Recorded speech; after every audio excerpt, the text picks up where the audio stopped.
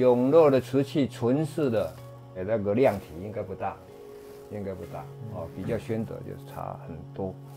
几十年前，永乐那时候出来的东西比较少，所以一般的话对永乐的评价没有很正面，没有很理解。那么，但是这30年来，因为科技的进步，因为媒体传播各方面的进步，包括现在有这个所谓有影片有 YouTube， 现在大家很清楚的、比较清楚的看到永乐的瓷器之美是中国历史上可能是数一数二。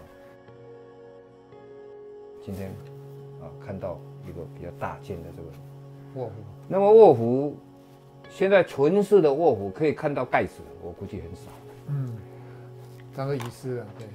这个盖子还非常完整，还有我看现在这种东西还存在2个这个活的钮啊，我看全世界你估计有几件？有啊，北京故宫还有1个啦。其他地方我没有看到，像这个卧虎哦，从这个元代有哈，再来就是洪武、永乐的这个3个朝代有在烧制。它不同的点就是元朝差不多比较高，再来是洪武再矮一点，永乐再矮一点，就是比较厚啦。对，比较厚，就是这个厚度啊，对，这是永乐稍微最薄，你可以想象到，但元代是更蓬一点哈。那元代的它没有活环，洪武也没有活环，就永乐有活环。哦。元代的是2个铺手，对，2个铺手，那嘴巴衔的是环，但是环是属于金属环，就是说做好以后用铜丝做成环，扣在它的嘴巴上面。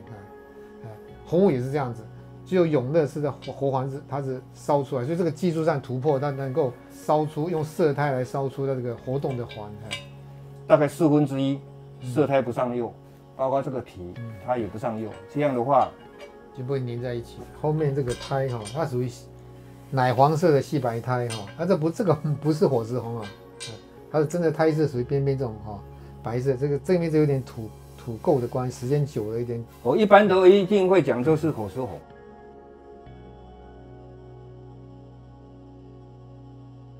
再下来，永乐到宣德，他们画东西的那个技巧各方面可能差别很有限。对。所以很多人以前所谓永乐永宣不分，所以我们这次这边的这一些东西就是1件2件，不管是永乐或宣德，甚至于洪武，让大家就是看得到的话，做一些这些评比，这个宣德款也是非常开门的一个宣德款。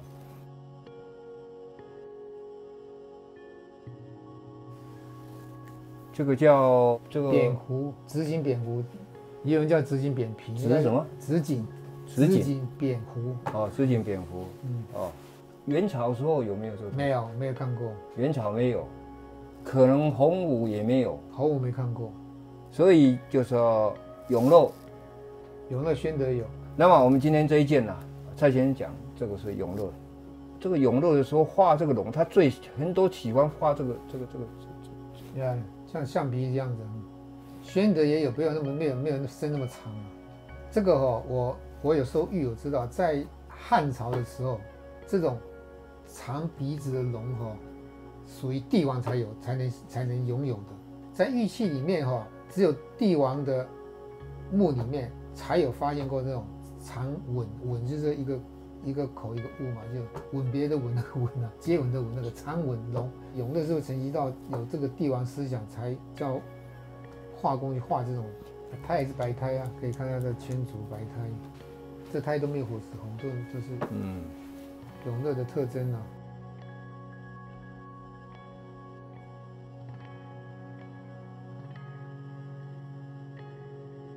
这种盘子我们叫它什么盘子？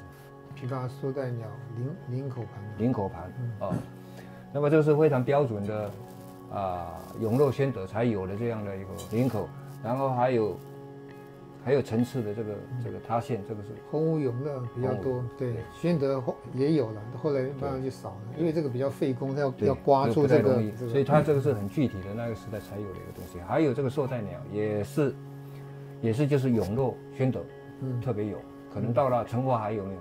成化也有，成化没有做那么大的盘子，成化就做小件的，偶尔可以看到绶带鸟。对，绶带鸟像这样大盘是只有永乐宣德，我们非常招牌，非常招牌，我们讲叫招牌那我们看它背面的这个，这是火树红，但是你看看这个圈组啊，这么宽，然后不需要做支撑，也不塌底，不塌底，就是那个胎头的功力。那蔡先生他提到一个，这个是八个尾羽啊，所以这8根尾羽，你的讲法是8根的话是宣德。一般来讲，没有漏宣德款一定是宣德嘛，但是没有漏款的话，一般来讲说看胎8根的话，它都是宣德的。我的经验来讲，所有的永乐宣德的经验来讲，永乐大部分都是6根羽毛。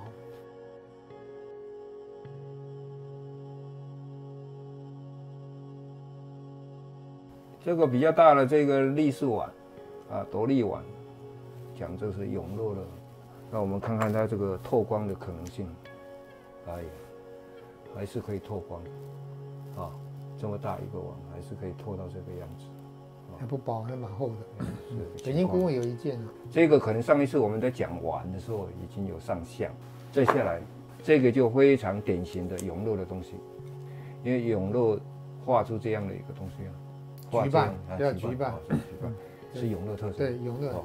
这个青料啊，你如果近距离看啊，就可以看得很清楚，它是一再的画凸出来，这个叫什么？乳突鸡心，这叫鸡心。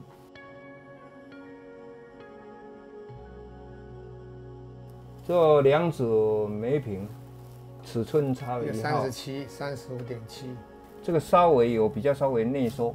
这叫斜肩、封肩，还有一种溜肩更斜的。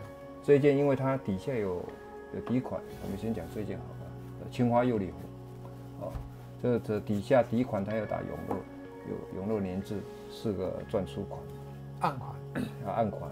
我想永乐的釉里红应该就纯式的就是偏少，非常少。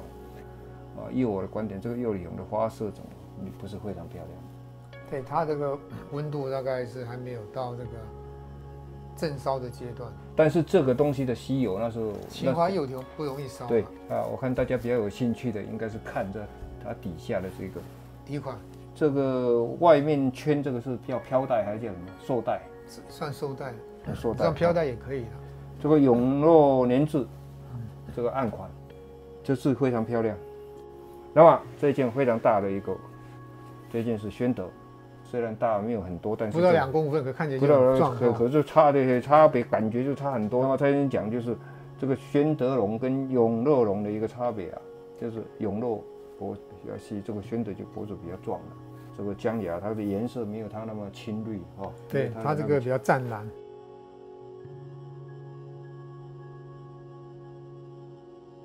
这个是标准的洪武的大碗，画工各方面胎土都是。官窑，对，是官窑，温度非常高，我偷偷给它敲一下，再听一声，看，非常高温。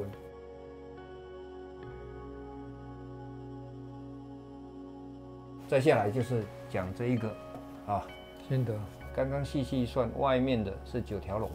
我想历代的皇帝，他的这个御窑厂烧出来这个9龙的东西啊，都不是很多。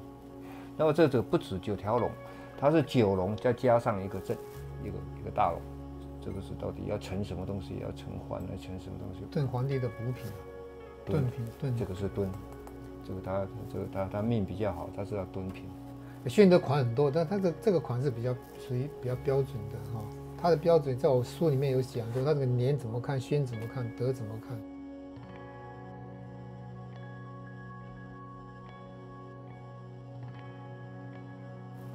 我们一次摆上2件天球瓶，这个机会是难逢的。为什么这一次拿这2个瓶子出来？要让大家清楚，画龙的天球瓶基本上都是一对呈现的，但是现在所有的博物馆大概最多就是有1件，所以可以2件放在同一个博物馆是应该是没有。那么但是呢，看起来就是好像这一件稍微大一点点，高一点。稍微高一点点，这个稍微小一点点。那么以画工各方面来看啊，看不出它有这个差异性。看底图也是一样的，开图差不多一样。大明宣德年制看起来这个小1号，不同一个人写的吧？但是基本上我们认为它是就是画一对的这样的一个态度来做出这样的一件。为什么说它一对？就是看龙头啊，一个面这边，一个面这边。啊，这个尺寸为什么稍微一大一小？它没办法完全做的一样，因为它伸缩率就是同样的胎土的话，它就是说它这个有两个，一个比较离火源比较近，一个离火源稍微远一点的，它温度受温不一样，它膨胀系数就差一点点这样。可能差异只有不会超过1公分的，对，像这个龙纹是一左一右相对的话，从元朝就开始烧制了，永乐、宣德有啊，然后后面的话我就在各国的收藏品和博物馆收藏品就很少看到，但是又到了清朝的雍正就非常明显的，他不管是画这个青花、画珐琅彩，都是一对的话，还是一左一右，非常明显的。